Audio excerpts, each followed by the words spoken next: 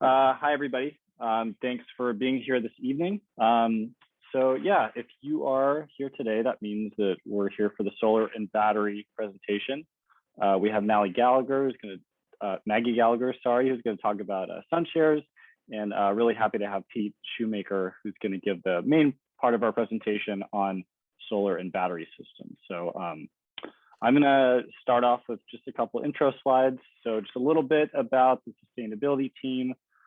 We are housed in the Community Development Agency with the County of Marin. We work to promote healthy, safe, and sustainable communities in Marin. That includes our own operations as well as programs for the community. So here's the agenda. I'm going to go first, then we'll hear from Pete, and then Maggie will wrap it up. So this is the third in our series of sustainability webinars. We started off with home energy audits, then we got into energy efficiency and electrification projects. Today and Saturday, we're doing solar and battery storage, and then we're wrapping up the series with electric vehicles. The webinar on Saturday is going to be the same topic, same speaker, so don't feel the need to attend to that one. But if you like the information you hear tonight and you know of some friends, family, neighbors that are interested in this subject matter, please let them know. And yeah, our website right here, marincounty.org/climate events, is a good way to stay informed of what we're doing in terms of these webinars. And also when we start getting back in the community, we're gonna post those there. And again, yeah, please tell your friends, family, neighbors about this. Word of mouth is a great way for us to spread the word on these programs and events. Posting to Nextdoor is really great in Marin. So yeah, let's keep going here. So this is just a snapshot of the Marin community emissions. You can see here that transportation makes up the largest portion of that. So a lot of single occupancy vehicle travel in Marin, people going to and from work.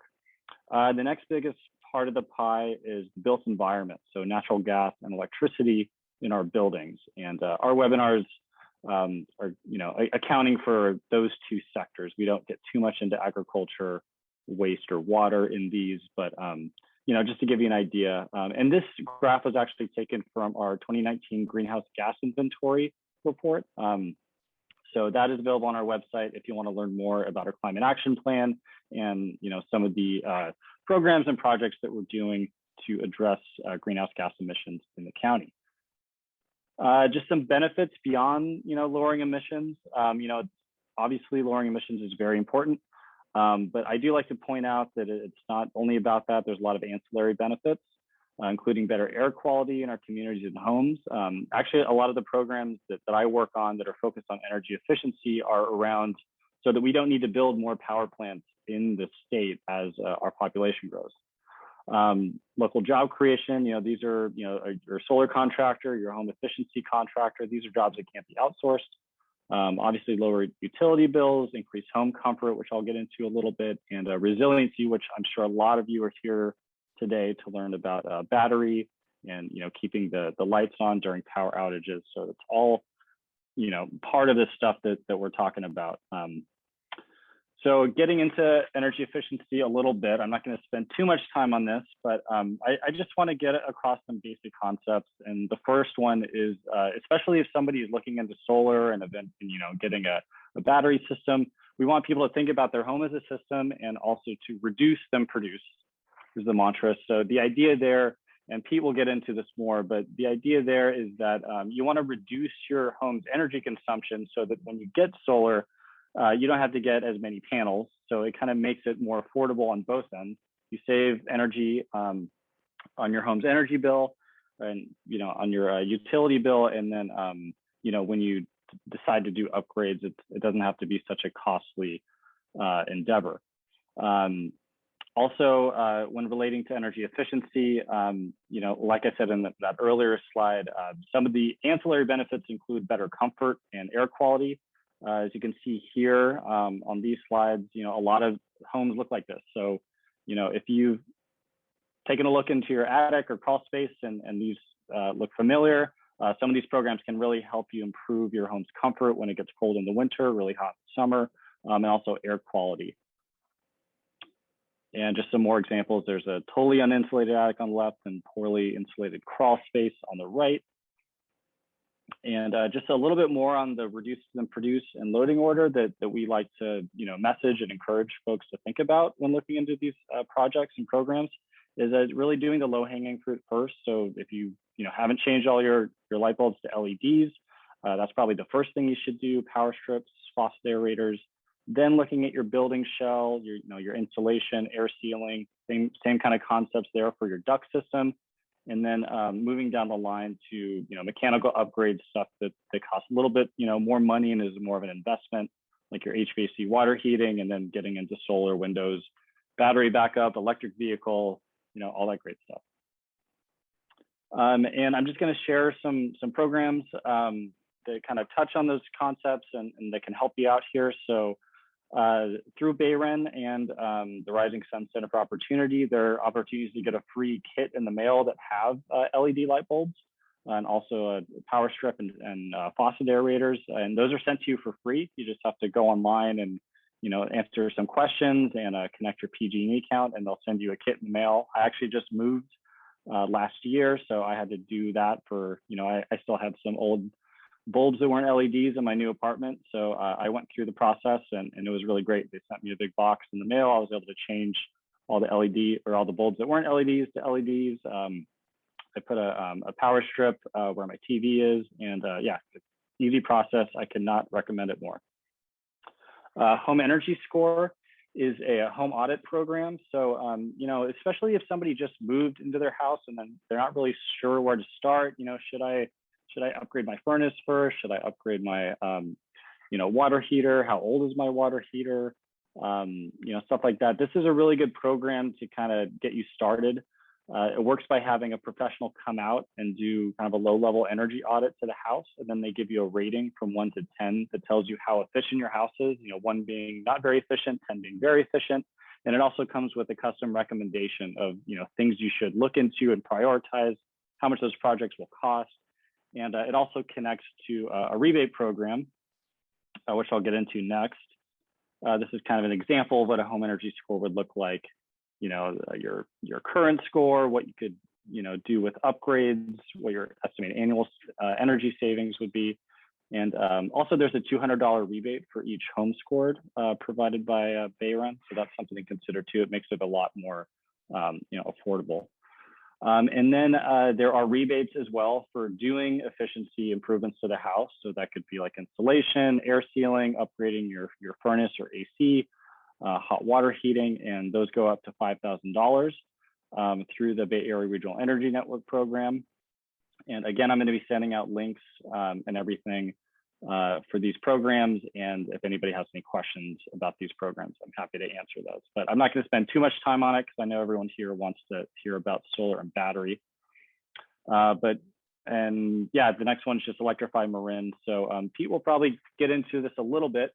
But there is a big push right now to move people from gas appliances to efficient electric appliances. So that could be, moving your old gas furnace to a heat pump system, or your old gas water heater to a heat pump water heater.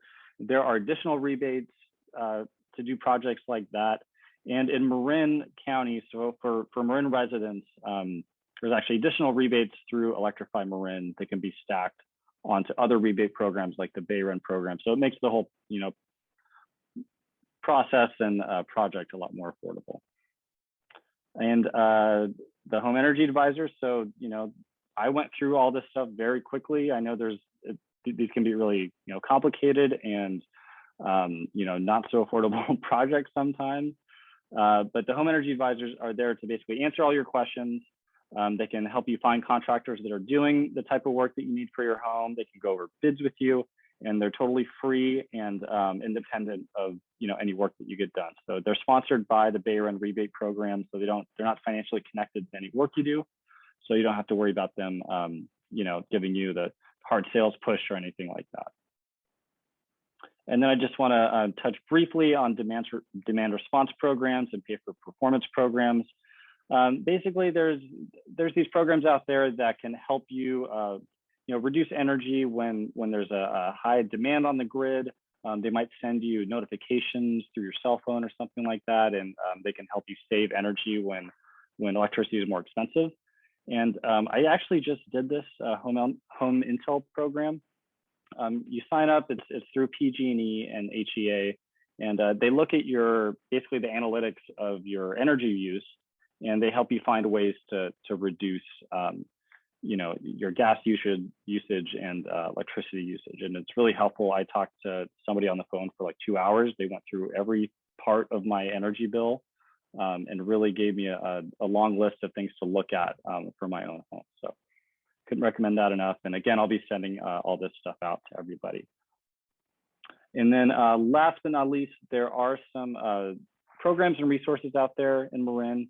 Greenchange.net is a great website. It's ran by folks in Marin. They do meetups and they have speakers. People post projects and ideas, and it's just a good supportive community. You can go on their message board or email them and say like, hey, I'm looking into doing a solar project. Like, what are your experiences? You can talk to somebody who's gone through that themselves and kind of hear from somebody who's had a similar experience and get advice that way. And also Resilient Neighborhoods is great. Basically how it works is you form a team with your friends, family, and neighbors, and you hear about your carbon footprint and ways to reduce it. It's, in a fun, supportive atmosphere. They kind of modeled it off a Weight Watcher. So it's like, okay, here's where we're at with our carbon footprint. Here's some stuff we can do to lower that.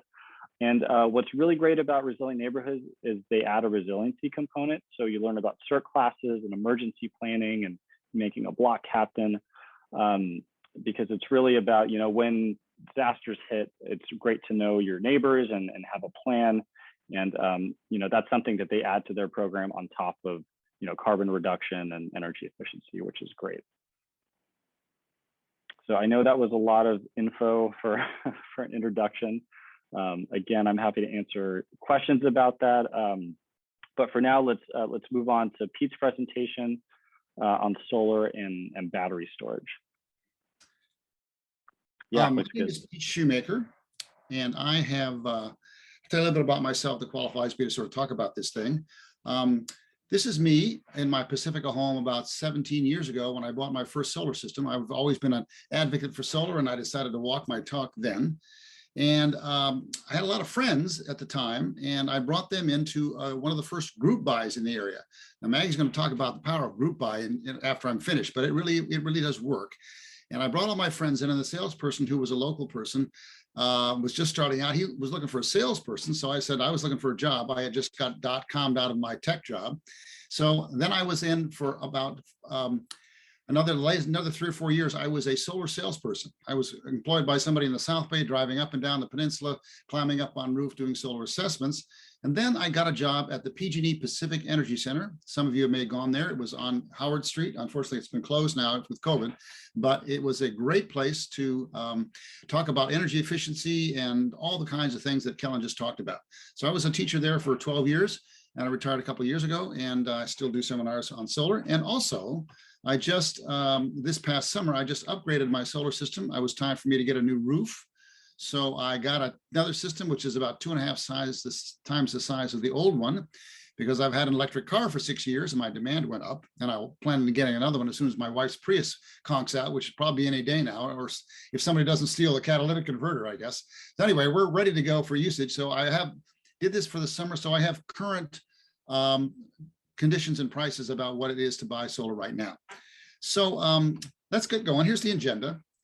I'm going to give you a little sort of overall context. I've taught this quite often, and I know that people need to get a big picture of the overall structure of the utility grid and all that sort of thing before they can put all this information into place. Then we'll talk about solar basics. We'll talk about rates and billing, net metering, meter spinning backwards. You've heard those things. We'll get the basics of those. And we'll talk, of course, about batteries and generators. So let's get going here. First off, I want to go way back about what is electricity. Most people think they know about electricity, some do, but imagine that this is a box on a table, and this is a rod, and this is somebody pushing the box. So when somebody pushes that, the energy is supplied by the person that moves the box. The rod is simply a transmitter of energy. It's a tool used. And when you push on one end of the rod, the other end of the rod moves instantaneously to transmit the energy from here to there. Now, that is exactly what electricity is. It's a transmitter of energy. It's not a source. So imagine if you have this domino chain. I think I talk about dominoes. Older people know about them. Younger people don't. But anyway, if you knock that domino chain down, as you did when you were a kid, it transmits energy from there to there, but each domino doesn't move, it just falls over, but the energy is transmitted. And that's exactly what happens inside, say, a copper atom, which copper is a good conductor, which is an atomic structure that has electrons in the outer, one electron in the outer orbit that moves freely. So when you apply some force to that electron, it then will vibrate, hit its neighbor, and that neighbor will then vibrate and do the other, just like the domino chain. And of course, there are, untold trillions of those things in a copper wire. So in a way, it's like you put a little force there, and that domino chain of electrons goes through that wire at not quite the speed of light, instantaneous, but very, very fast.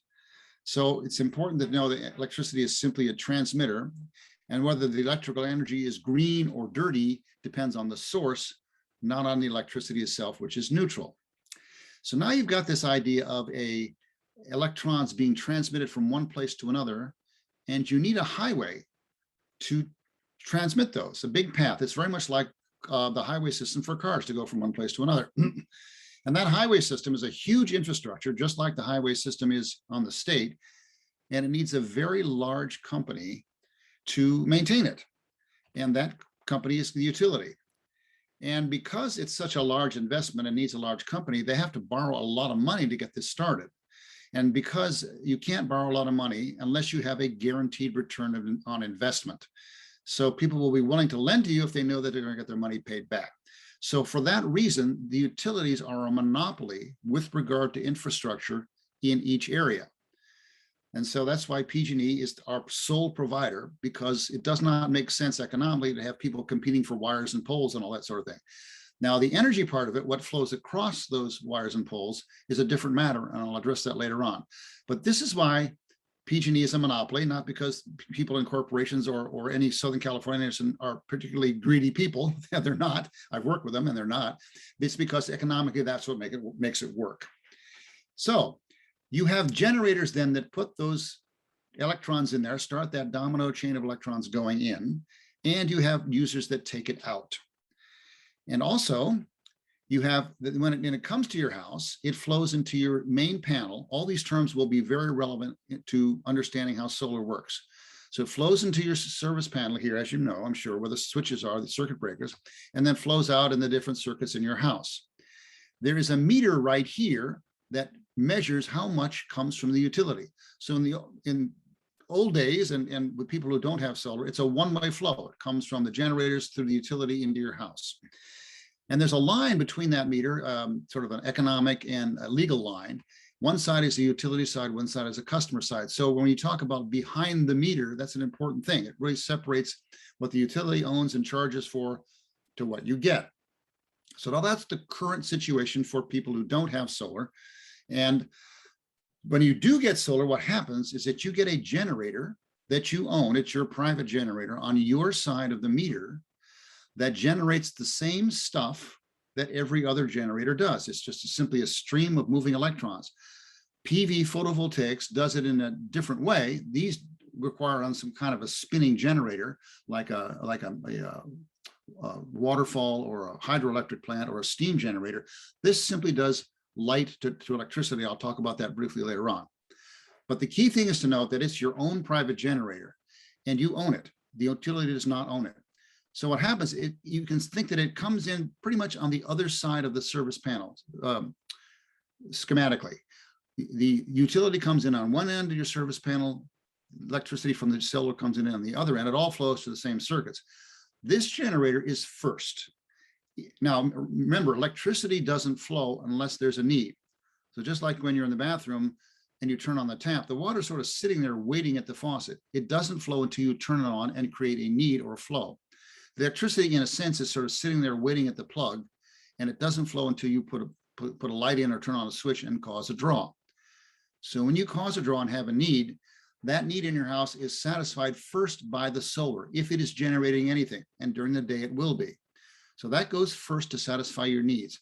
If your house needs more than the solar can provide, that is automatically supplied by the utility because it's sort of sitting there waiting to go and it's all wired together.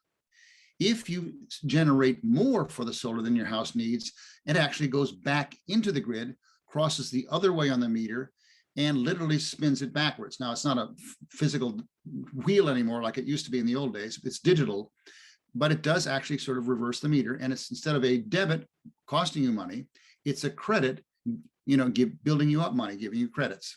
So that's what net metering is about. And that's the structure of it. I will talk about net metering in a bit.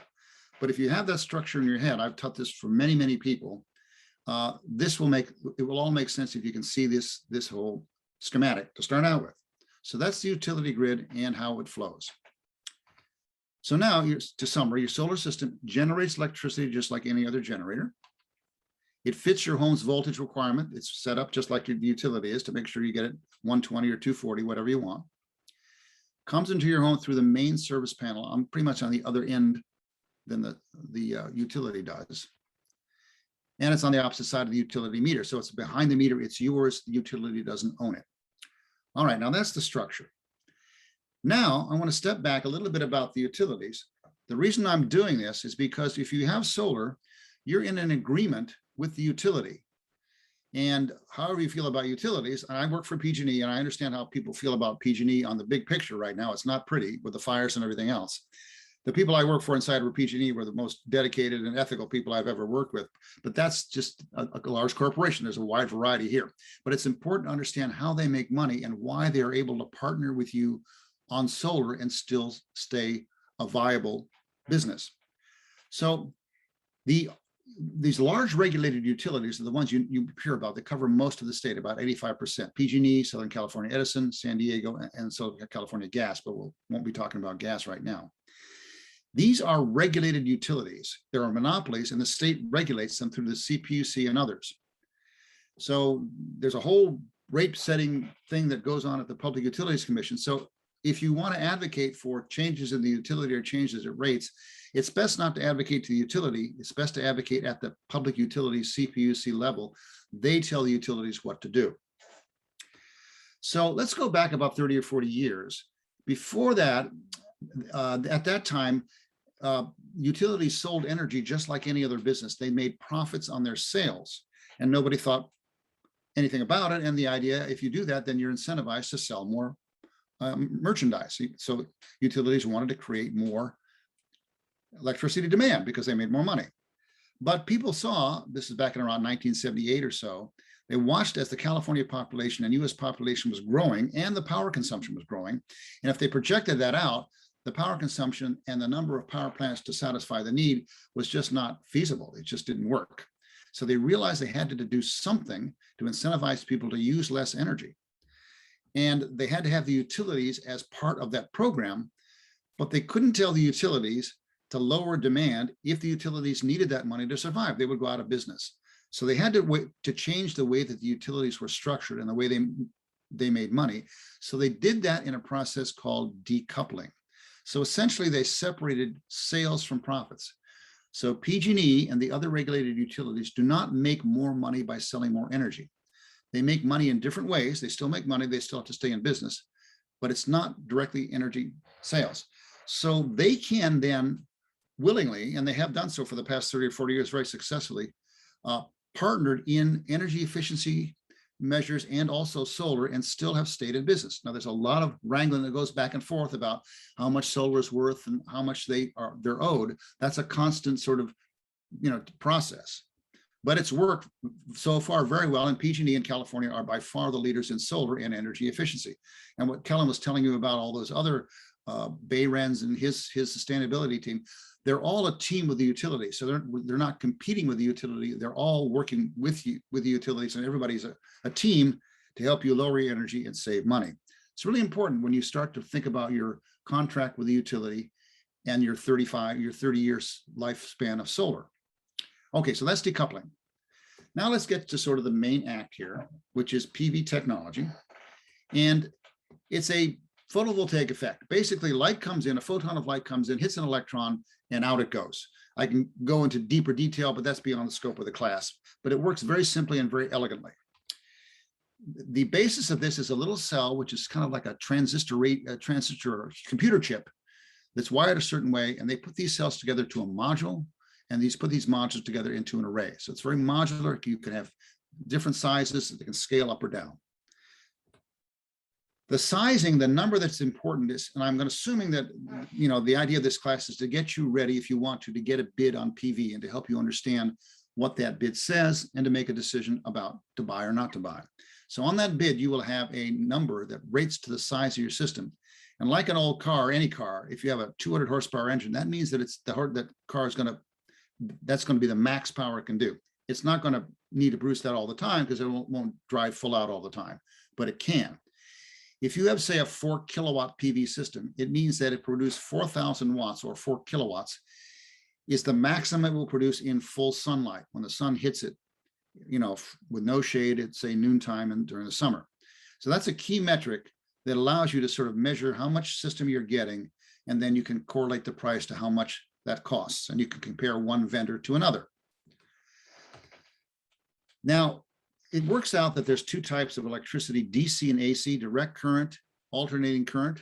For those of you who are history buffs, that's Thomas Edison and Nikola Tesla. Edison was the DC guy, Tesla the AC person. Tesla kind of won out when they had their little battles back in the 1880s. And AC, it turns out, is much more safer and much more adaptable. And our grid then runs on alternating current AC. Now, DC is still very much alive, but the AC is mostly. Computer modules produce DC direct current, and you have to have a device called an inverter. This is an old style one, but it's the same box. It just changed over time to produce it to AC. So your modules are your bulk of your hardware and the bulk of and a large measure of the cost. The other major hardware is your inverter. And then there's others, mounts and things like that. So those are big parts of what you're going to buy. So now, when you get a bid on a system here, currently there are two different types you're going to get, and they're both viable and they're both good systems in the market, and you can sort of choose between one or the other, but they're very close in how they work and what they produce. One of them will have a system inverter, which is basically one inverter for the entire array. So you'll have a number of these panels in what they call strings. They'll be wired to the inverter. This will also have currently, this is where you have DC coming in and AC coming out into your panel. We'll also have devices on them called DC to DC converters, or they may call them optimizers. That's very common now. What these do is they help improve the function of each module. PV is very sensitive to shading. So if you get a branch that falls on one of these, it may drop its output, and you don't want that output to affect the rest of them. So these little boxes here are a small extra cost, but they do help the efficiency of the system. So your system bid, you may get one with basically a system inverter and what they call optimizers. And you also may get one with a micro-inverter, which means that there's one inverter for every module. This has the same effect of making each module as efficient as possible, but there's no big system inverter. There's just a lot of little ones.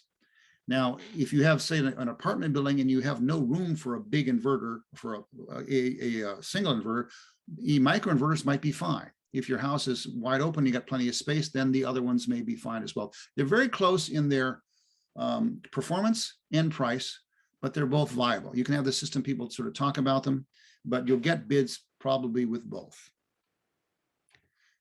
So now let me show you what the typical systems are. This is a very small system. You have your modules here. There's wiring will go into conduit down here. Solar people are very incentivized to make your system look as nice as possible. They want you to be a happy customer, and they want to be able to drive by and point to that system. It looks really nice, so they can get more referrals. So they're very open to making sure that your system looks good. Then you can go down. Typically, if you have a single inverter, it'll be typically on the side of the house near the meter if you can, and then it will flow out to the grid. You will also get, once you put it in, online monitoring. They all come with it now. This is my little snapshots from my system. It shows every day what it produces, kind of nice to see. And there's also a layout here of the system. I have 12 modules here of 440 watts per module. And I can take a look here and see what they're doing at any time of the day. I noticed that these two here are a little bit underneath the others. Probably there's a little shading from a branch hitting one of those two. You don't want to follow this too much every day, but when you first get it, it's just like a new car. You get a chance to play with it. And for those technical people, it's a lot of fun. So basically, you can check on it. And if there's something wrong with it, you'll know right away. Okay, so that's the hardware, and this is software. This doesn't cost any extra. Maybe after, I think they give you 3 years monitoring, and after the 30, you pay maybe 10 or 20 bucks a year for the internet version of it. It's a modest expense. Okay, so now let me show you what goes on and how these systems work and why you have the need for battery backup to have a resilient system. So here is a very simple system here. You've got a module and an inverter and a house. Now the module produces electricity this way. The sunlight, the direct sunlight, knocks out those electrons and produces amperage or current. The voltage is determined by temperature inversely. So as the temperature goes up, the voltage goes down a little bit. And as the temperature goes down, the voltage goes up. That's just the way nature works. And if there's more sun, there's more current flowing. And if it's colder, there's more temperature. So, but the point is that during the day, these things are going to be fluctuating.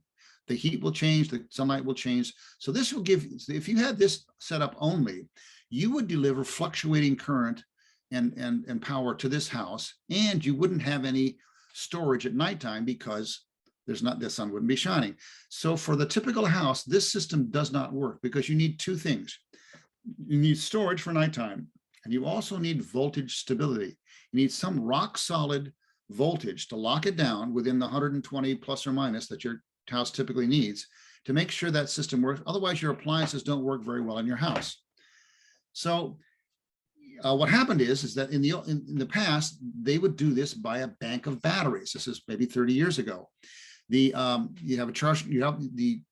modules would charge up the batteries in DC power. They'd store that. You get maybe 10 car batteries for 12 volts each for 120 volts, wire them together, and then you'd pull the inverter off that and go to the AC.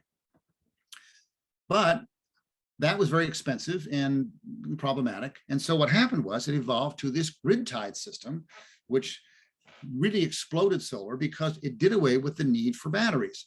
The grid itself provided the voltage stability, and it provided virtual storage. So instead of actually putting the surplus power into batteries, you just put it into the grid. That was used right away because electricity is used instantaneously, but they gave you credit. So you actually virtually could store it up as money and then draw that later on. And that grid would then provide the voltage stability. But what would happen is if the grid went down, your solar system would not work. The inverter would shut down. It wouldn't even power your house because if it did, you'd have that problem of fluctuating voltage. So that's why people say, I buy a solar system and there's a blackout. Why can't I use my system? That's why. It's not, has nothing to do with PG&E, although it is safer. You cannot export power to the grid, but you could perhaps fund your house, but you can't without the battery. So now it's come back full circle, and we have batteries that provide in a much more efficient and cost-effective way that storage. So you can have that battery sitting there waiting for you, charged up, while you're still running your grid-tied system. And as soon as that system goes down, you flip a switch and you're back on the battery, and your system then can operate independently, and the sun can charge up the battery each day, and you can pretty much last indefinitely. Now, you may not have as much power as you did from the utility because the battery is a smaller source, but that's the point of resiliency. You can continue to go on and ride out those blackouts. Okay, so let's go on here. Talk about net metering. This is the idea that of that exchange of power and how that works economically. So here you go. Say you had a 3 kilowatt system, and you had a load, a demand on this side of 1 kilowatt, and your system's going along, your inverter's changing it over. This supplies that 1 kilowatt, and the 2 goes back through the meter. Now, if this happened for an hour, then you would get a credit of 2 kilowatt hours. And let's say that was 30 cents a kilowatt hour at the time. You get the credit for the spot price at the moment that you send that energy back. So that would be 60 cents credited to your account. So now let's say, this fluctuates during the day. Let's say the sun was cloudy and the generation dropped to 1 kilowatt hour and just happened to match the load.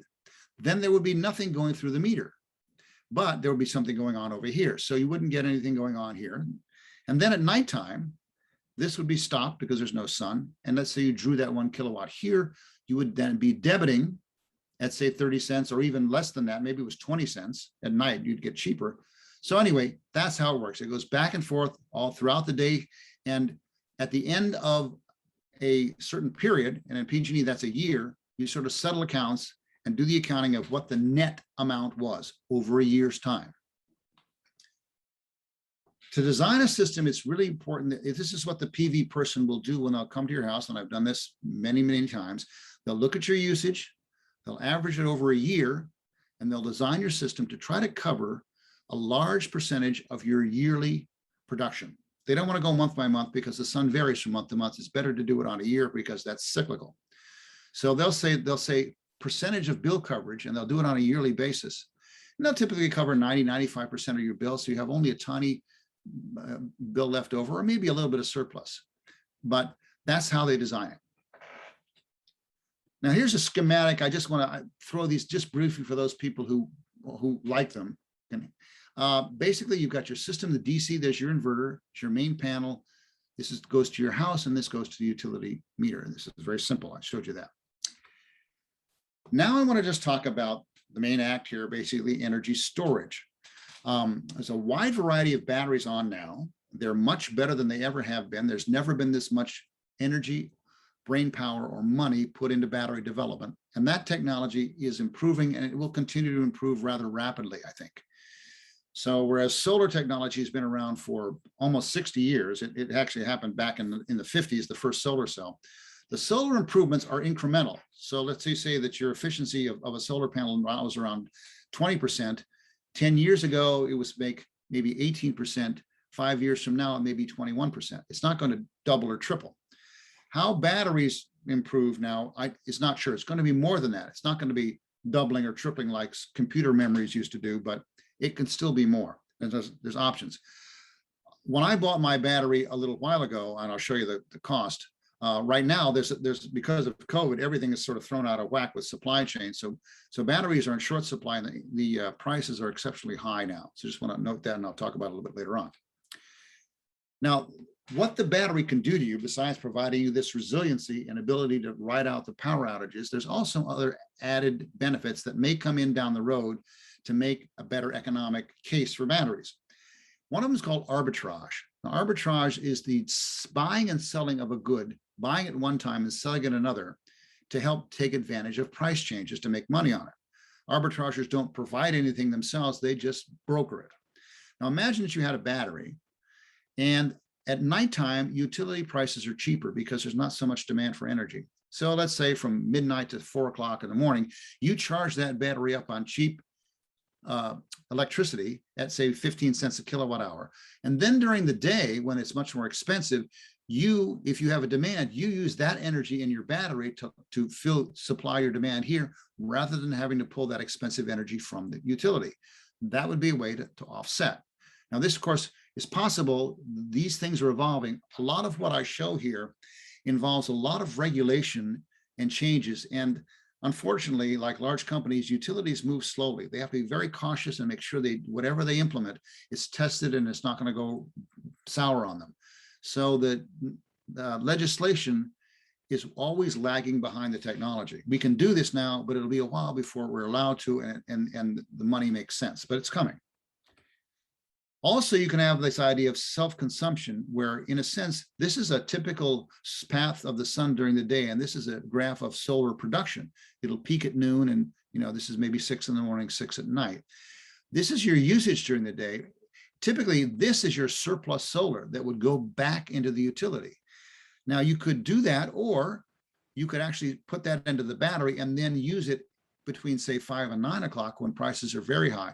This is the most expensive time of the day now. It used to be in here because we didn't have solar, but we've got so much solar power, it's driving down the price of electricity during the middle of the day. But when the sun goes down and all the solar systems are offline, the big ones and the small ones, and people come home and want to do dinner and run the air conditioner or whatever, that's when the peak prices are. So you want to shift your consumption down. You want to get it down in here, and this can help you shift that.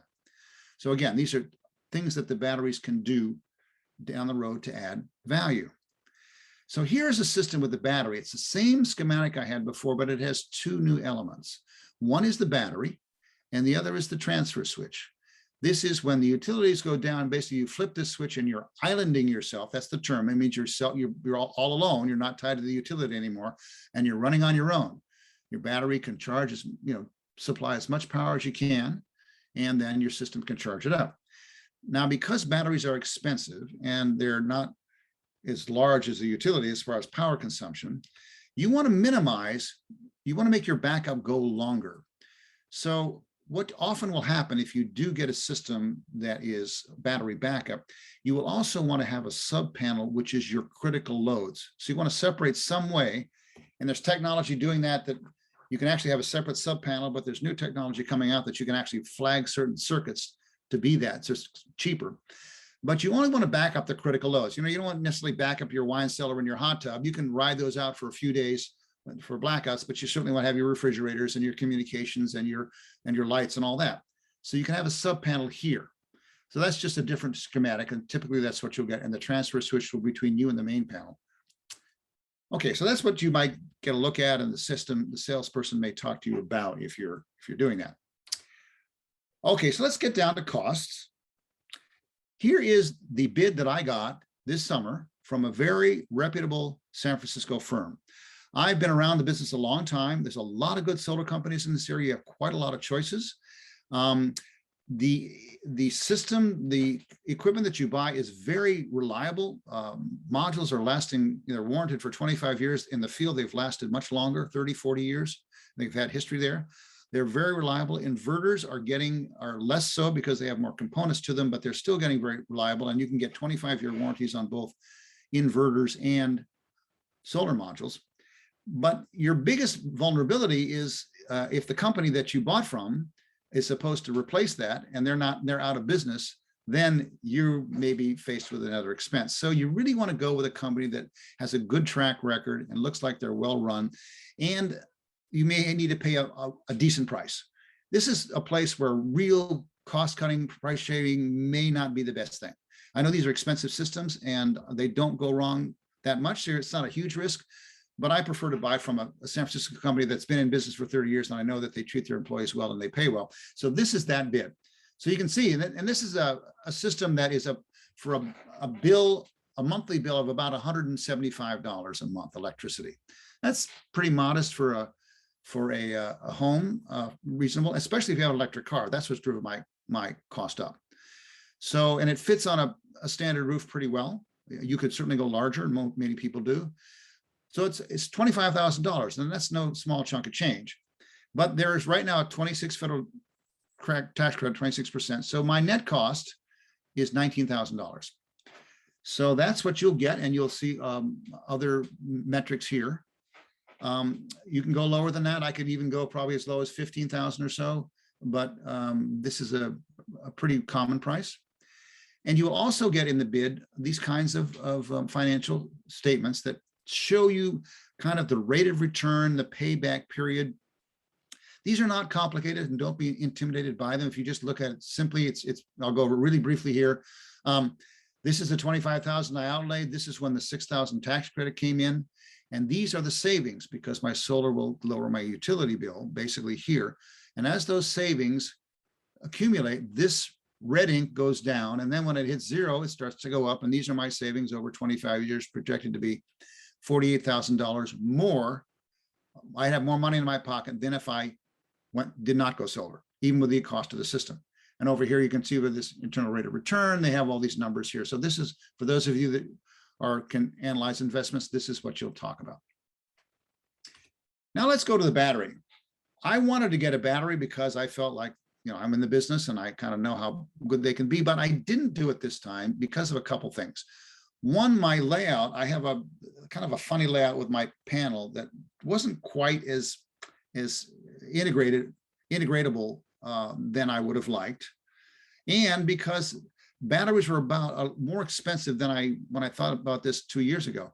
They've gone up quite a bit. The battery is almost as expensive as the system itself, and this is only for one battery. And there's a tax credit, and you can see here.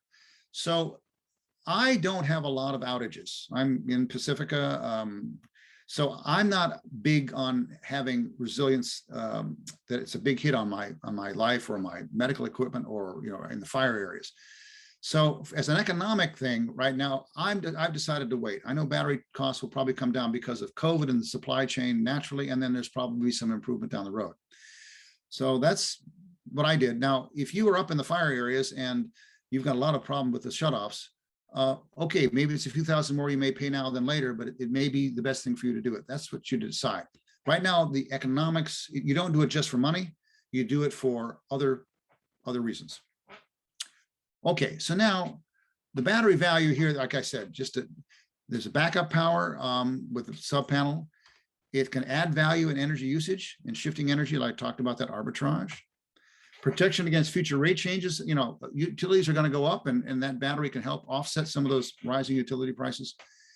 And EV charging can also, because of the cars, you end up driving your usage up into the higher tiers. And so that battery can be even more value if you have an electric car. So now let me pause here for a second. Let's talk about some concerns. Now, people had concerns about PV technology itself. And over the years, there have been some issues of PV having fires. Usually it's become from poor wiring. But all in all, it's extremely safe. There really has been, the history has shown that it's not really a big concern of danger. Batteries are a newer technology. So their expense is one.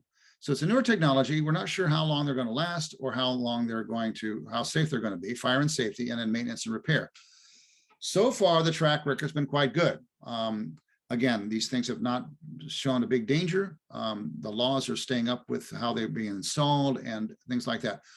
One thing I would recommend here, these are a large energy source, would put out a lot of EMFs. So those are electromagnetic frequencies, which we're surrounded by. Some people are worried about them even for smart meters in the past. But these are large power sources. So I wouldn't want to put a battery right on an outside wall. They're typically on the outside of the house, right next to your bed.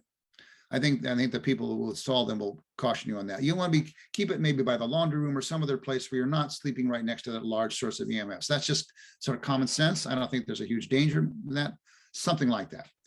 But anyway, right now, batteries have started to look like they're safe. The track record is so far good, and hopefully that'll hold out. And they have not been failing at a huge rate from what I know.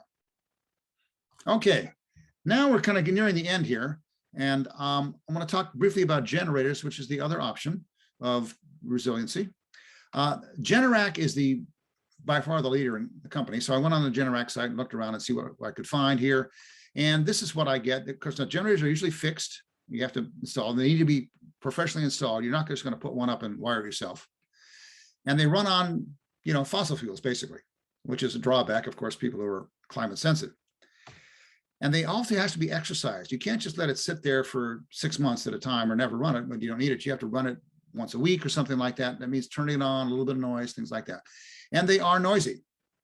So steady operation, the value is that they can run steadily if your fuel supply lasts, and they can be big enough to power your entire house without having to have a sub panel. They're a bigger source of energy than the typical battery.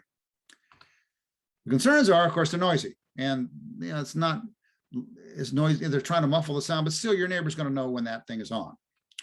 And the fuel supply can be a little tricky. And you're maybe either you're wired through natural gas to the utility, or you've got some propane tank in your garage, which is a source of fire and fuel in your house extra.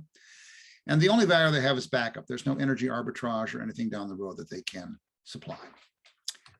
All right, and there's also emissions. Okay, so I'm going to keep moving here. So to get through, I'm just kidding. I think time is pretty good, decent here. Okay, so this is typically anybody who comes out, and if you get a bid, they'll give you these numbers.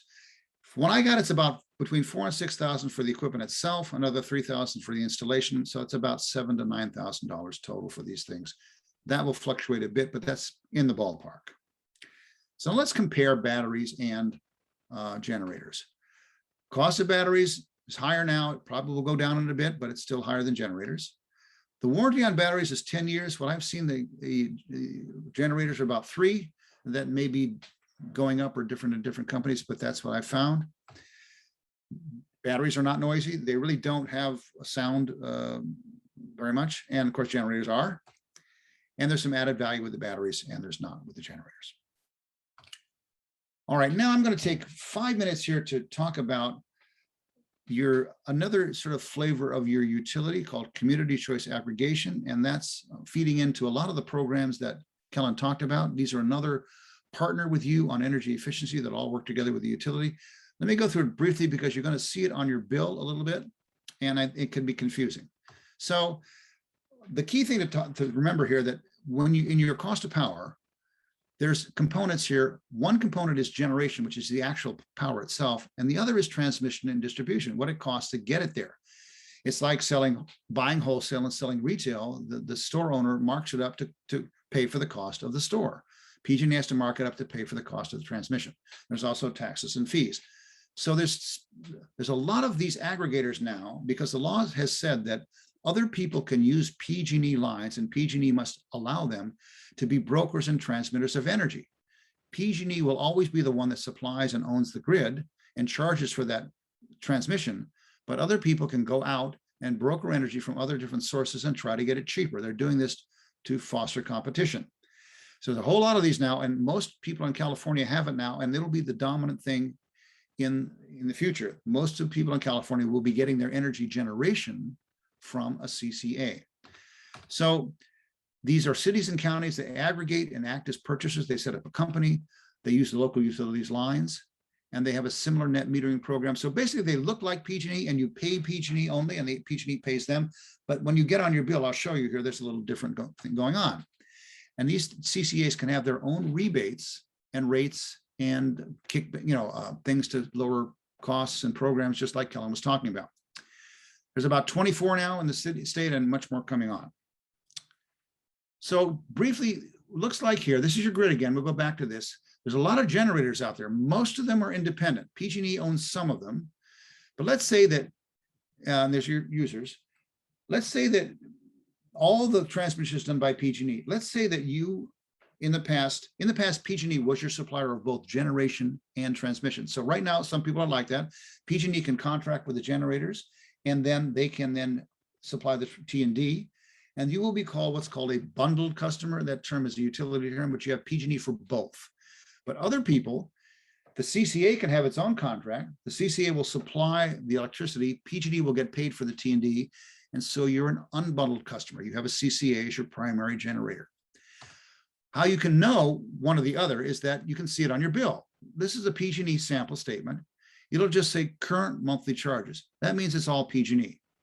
If you see a bill that says Peninsula Clean Energy or Marin Clean Energy or something else, and it says PG&E on your thing, and then the other, then of course, that's your CCA. And the bill will get a little bit complicated, unfortunately, but that's how it goes.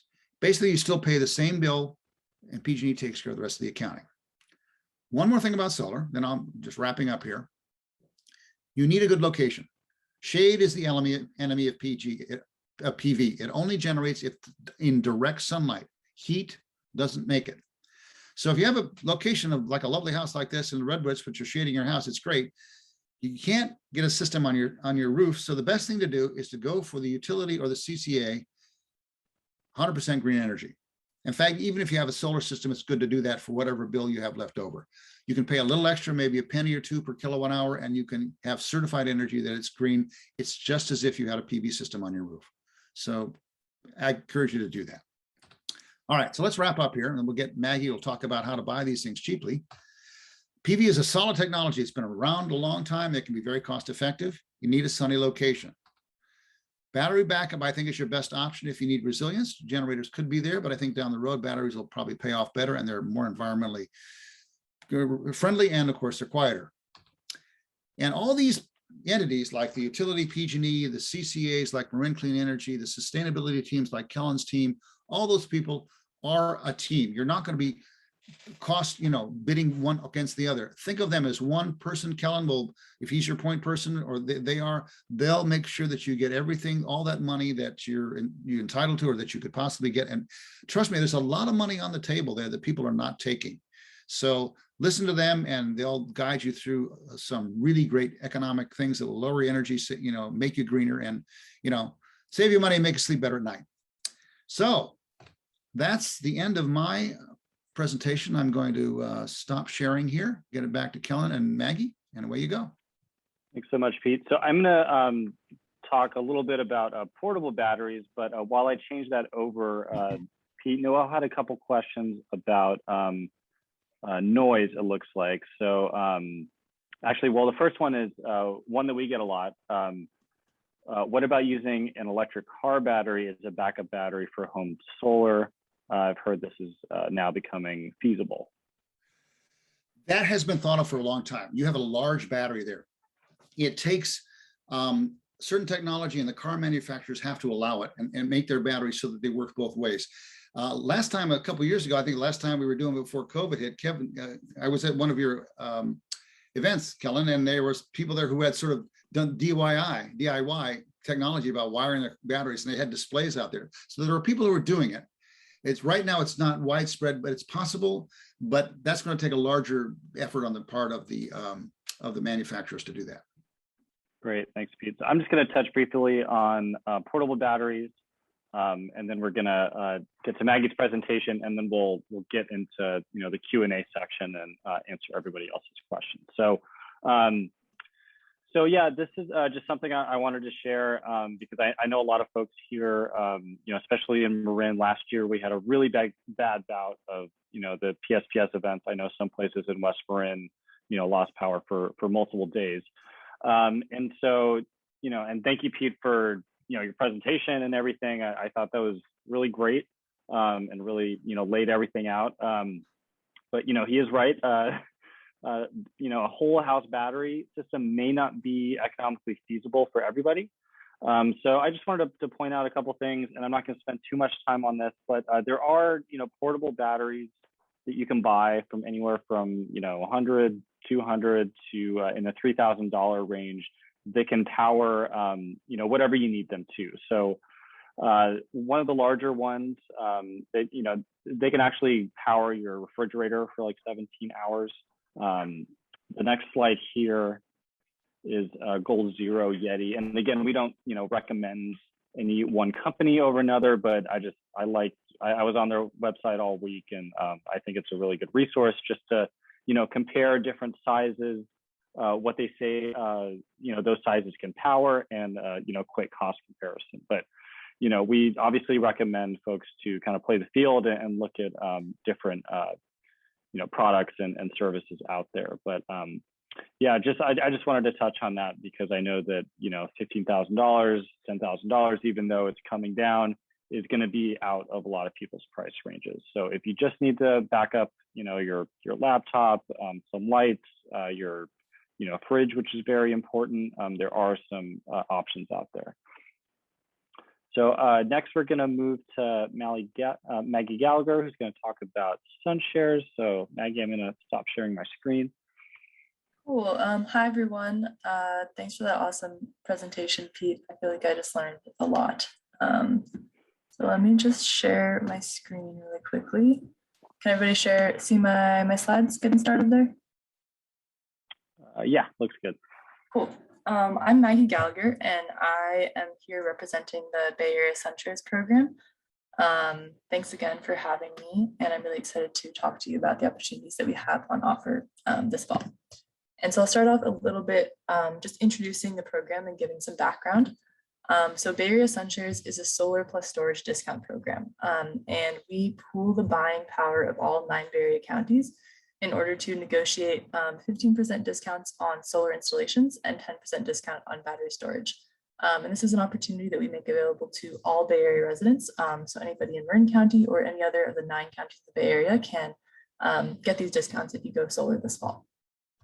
And we're a nonprofit program, so we do this with the goal of making clean energy more accessible and affordable, and to make our region more sustainable and resilient. And this is an annual program, so we offer it for a limited time every year. If you sign up on our website before November 30th, you'll be able to access these discounts. And this is a program run by the Business Council on Climate Change. We're a local nonprofit originally started by the San Francisco Department of the Environment.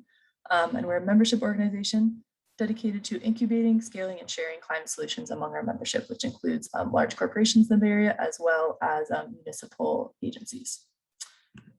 And I'll start off by talking a little bit. Pete obviously gave some amazing background on everything about how solar works and batteries and a lot of the pros and cons. And I'll talk a little bit about why now especially is such a good time to be thinking about going solar and battery storage. And particularly with solar, there's a lot of great reasons at any time to go solar, but especially now. If you go solar before the end of 2022, you'll be able to claim a 26% solar tax credit on your federal income taxes. And this is an opportunity that was supposed to expire, but was recently extended by the Biden administration because it's just that important to be encouraging people to go solar right now.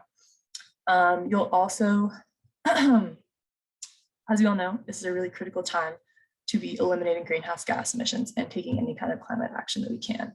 So you powering your home with clean energy and putting more clean energy out onto the grid by installing solar is a really amazing thing to do right now. And additionally, as we recover from the economic effects of COVID-19, going solar really helps support Bay Area jobs and businesses through supporting the solar industry. And finally, living in the Bay Area, especially in Marin County, we're all feeling the effects of climate change right now, whether it's drought, fires, extreme heat, and generating energy closer to where it's used makes our energy system more resilient, both for you and your entire community. So these are just some of the many excellent reasons to go solar. And in particular, Pete talked a lot about this, so I'll move through it a little bit more quickly, but why might you want to add storage to your solar system? And the biggest reason is for home resilience. If you just have solar, you won't be able to keep your lights on if there is a power outage. So you actually need that battery to store the energy that you generate and then discharge it back into your home, whether it's a power outage or a public safety power shutoff. Batteries can also help you offset more of your electricity bills when you have solar panels. So you can, for example, charge your battery from the grid when energy is cheaper and then sell the energy that you generate with your solar panels back when it's more expensive. So that can get you additional savings. And then finally, batteries really support the development of renewable energy and make solar power and wind power a truly 24/7 reliable energy source and gets us to that sustainable future that we would all like to have. And in particular, I'm going to talk about why you might want to think about going solar with SunShares rather than contacting an installer directly or going through this process alone. And the biggest benefit that we offer is that we put our 3 selected installers for this year through an extremely rigorous pre-vetting process. So we send out a request for proposals to over 100 solar installers throughout the Bay Area, and we've selected 3 because we know that they provide a really high quality customer service and product offering. So you can work with us having that guarantee and knowing that these are service providers that will help you make the best decision for you.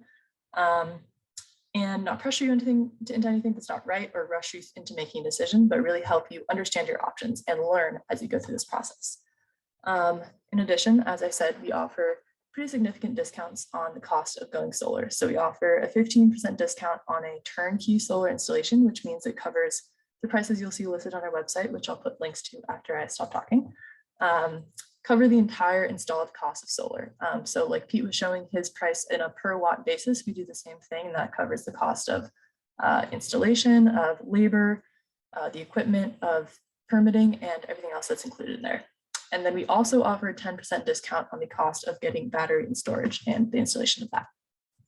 And then finally, because we have 3 selected installers, you can get to compare up to 3 solar proposals and see 3 different versions of what solar would look like for your home. And this is all without committing to anything. There's no pressure to actually go through with any of these, so it can be a really good learning opportunity.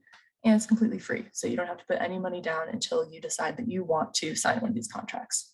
And finally, we're a very tried and true service provider. Since 2016, we've helped over 900 homes install solar, and we installed over 100 battery storage units. So we know what we're doing, and can definitely help you out if you're interested in going solar or storage. I'll talk a little bit about how the process actually works if you do decide that you want to explore your options with us. So like I said, we offer both solar panels and battery storage, and totally understand that probably a lot of us listening here are at different points in this process. I just want to make sure that you know that we can really help you out no matter what you're interested in. So like I said, you can go solar with SunShares, start generating clean energy on your roof and selling it back to the grid. You can go solar and get battery storage at the same time, so get that clean energy as well as the added resilience benefits. And then finally, if you're someone that already has solar, maybe you're an early adopter, had it for years, and now you want to have more home resilience, you can add a battery storage unit to your existing system with SunShares. And these are 3 selected installers, Infinity Energy, SkyTech Solar, and Solar Technologies. Can help you out with all 3 of those options, and all 3 of them also serve Marin County, so you can explore your options with each one of these providers.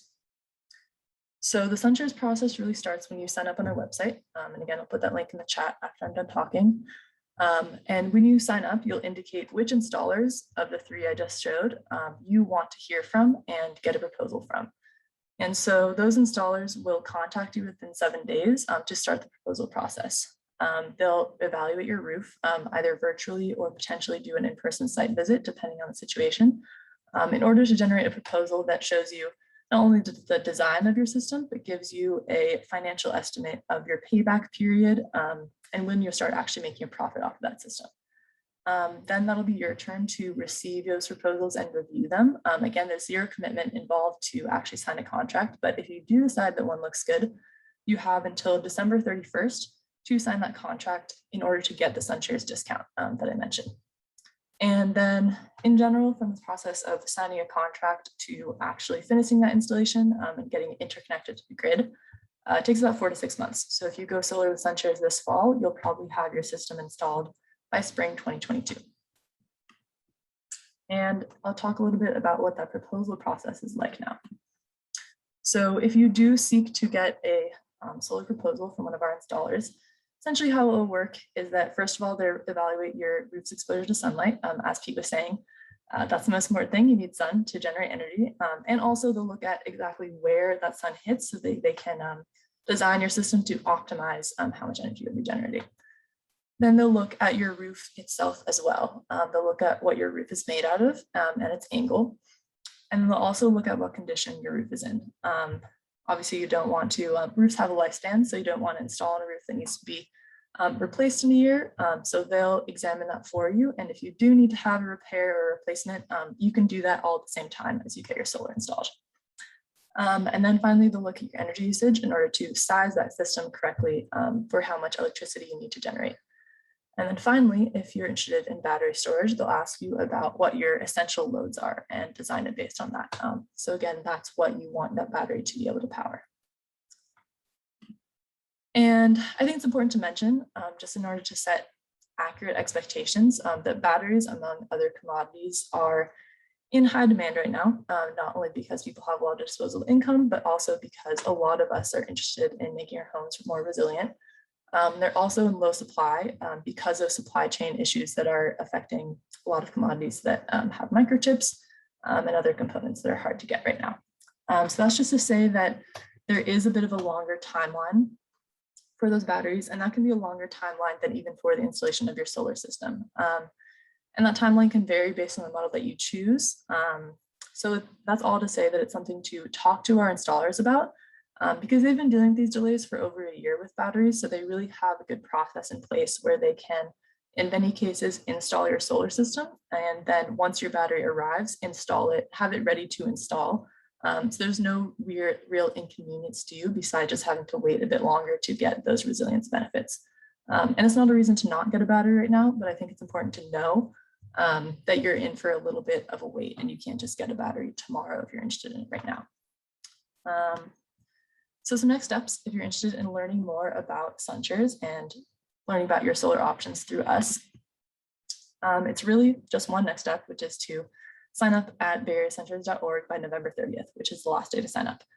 So you go to our website, you'll see that big sign up button. And when you go and click that, you'll be asked to provide some contact information so that the installers that you can select can reach you. You'll also be asked which product offerings you're interested in, whether it's solar, solar and battery storage, or just battery storage. And then you'll be asked to indicate which installers you want to contact you. And I'll put the link to this in the chat right now because that is my last slide. And thank you, everybody. And I'm very happy to answer any questions that you have. Great, thanks, Maggie. Here's a question just about the timeline of the program. So why is it offered in the fall? autumn? Yeah, so the reason that it's offered in the fall is that the summer is a very busy time for solar installers, and fall is traditionally a bit of a slow period for them. So they actually have time to handle this influx of signups because they do get a lot of people signing up for their services through our program. So that's pretty much why.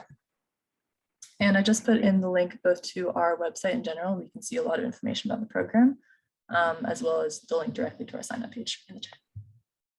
Awesome. Here's one from Jack. So there's the 15 to 20% SunShares discount. And how does that relate to the tax credit, the federal tax credit? I guess which one comes first? So the SunShares discount comes first. So you'll be getting, if you go solar with SunShares, you'll be getting that 26% tax credit on the discounted price.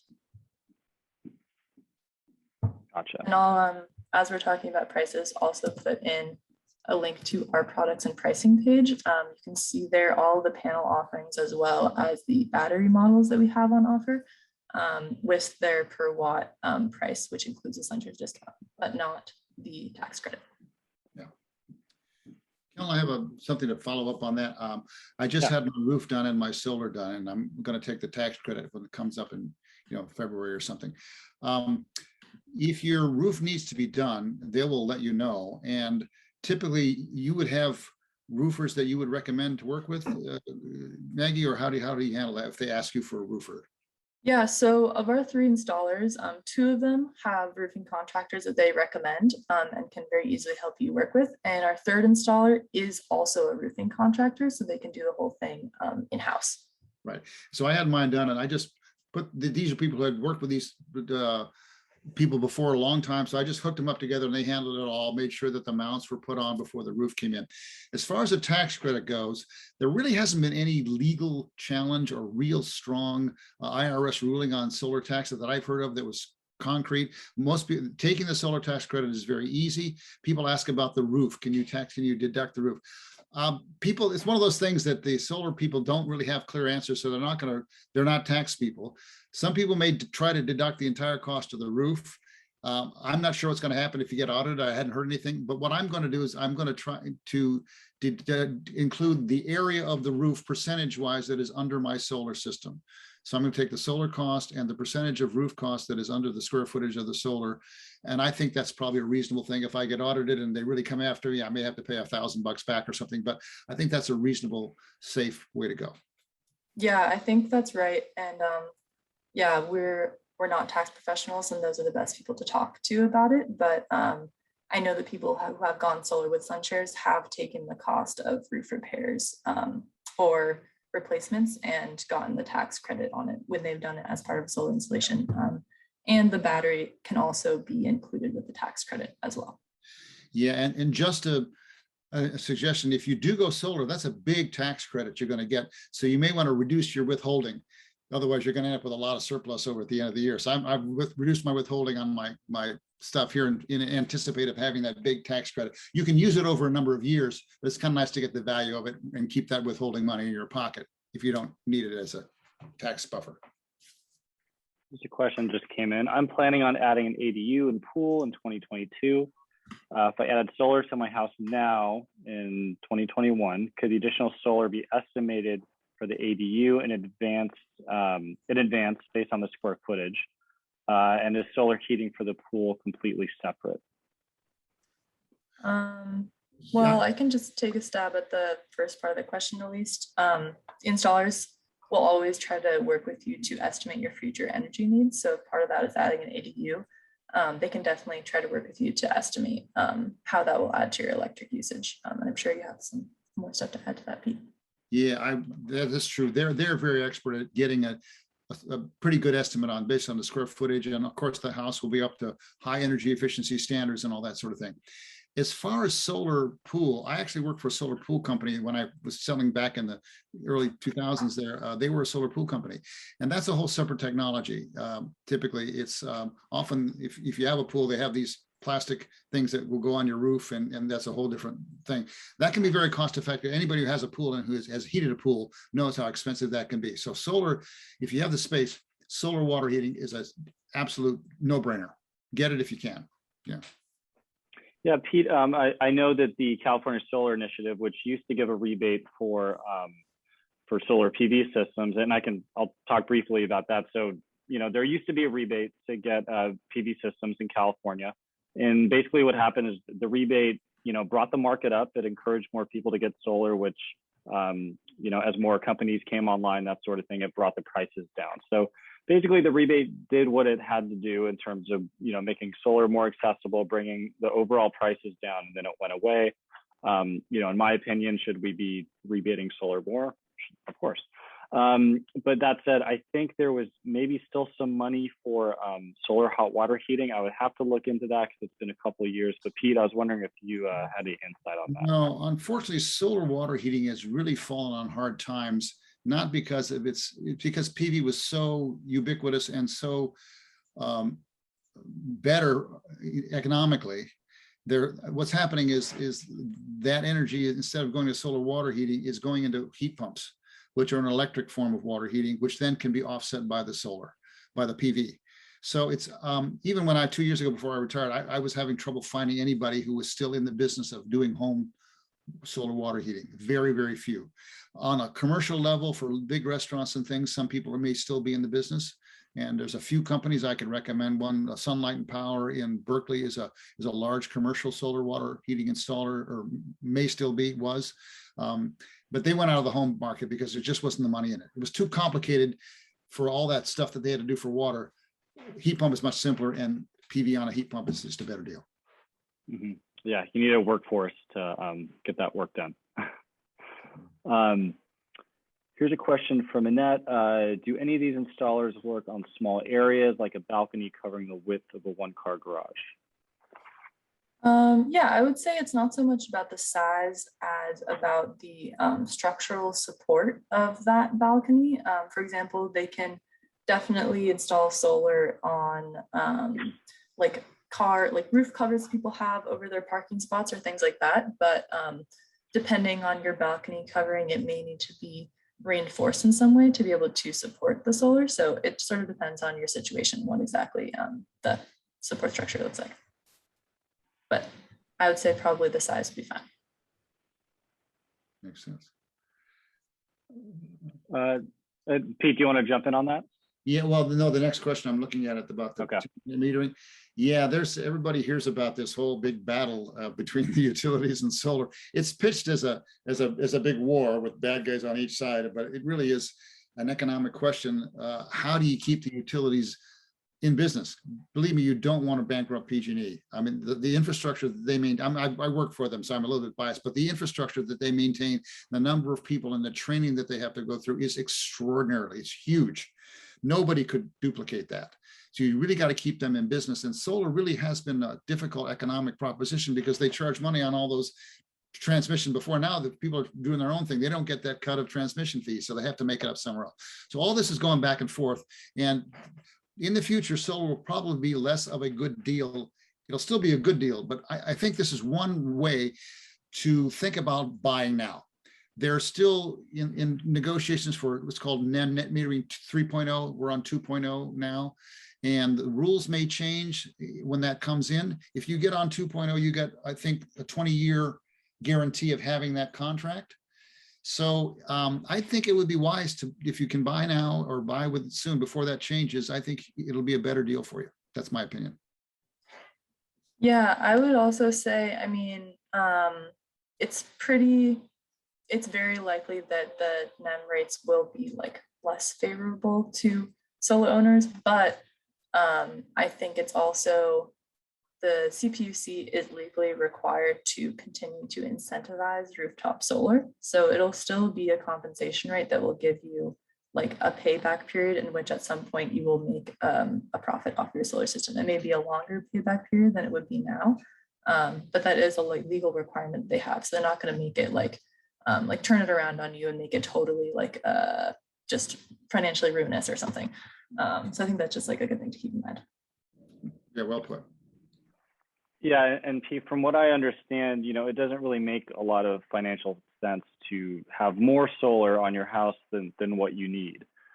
Exactly. No, Yeah.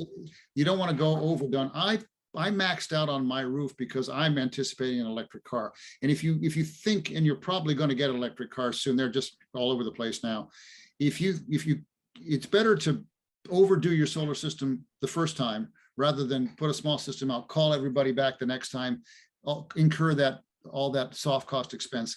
So if you go overboard, generate 10-20% more than you need for a year or two before you get your electric car, that's not a big deal. It's much cheaper to just do it all at once. Great. Well, we are getting towards the end. I did have a couple notes. I just wanted to touch on stuff that Pete talked about. So he's right about the programs not duplicating efforts like BayREN, PG&E, MCE. Just like PG&E and all the utilities, those programs are regulated by the California Public Utility Commission and the California Energy Commission. And they have to submit business plans and white papers so that they're not offering duplicative programs. So that being said, we're all, working together basically to help residents, businesses, local governments save energy all the time. And from a County Marin standpoint, we work for everybody in the county. So, you can call our office. We can, we're not going to put you in the direction of one competing program or another. They're all there to kind of help people save energy. And we also have some information on for folks that are looking into getting solar and battery backup and that sort of stuff too. So I did want to touch on that. And then, Pete talked a little bit about MCE, clean energy. So that started in Marin. It's since expanded into the East Bay and other jurisdictions. The CCAs or community choice aggregators like MCE. There's one in Sonoma. There's one in the Peninsula. There's East Bay Clean Energy. So their board of directors are made up of local elected officials, and they have different priorities for their areas. So I know that Sonoma Clean Power is very interested in electric vehicles, so they offer an additional electric vehicle rebate, and they help with power home charging stations and that sort of thing. MCE is focused on the built environment and electrification for multifamily homes, as well as other programs. So it does make it a little bit complicated when you're looking at assistance programs. You have to find out who your CCA is, what jurisdiction you're in, who your utility is, and that sort of thing. But that's another thing that our office can help navigate. We're basically just there to help you find what you need for getting this type of work done, and lowering your energy, getting solar.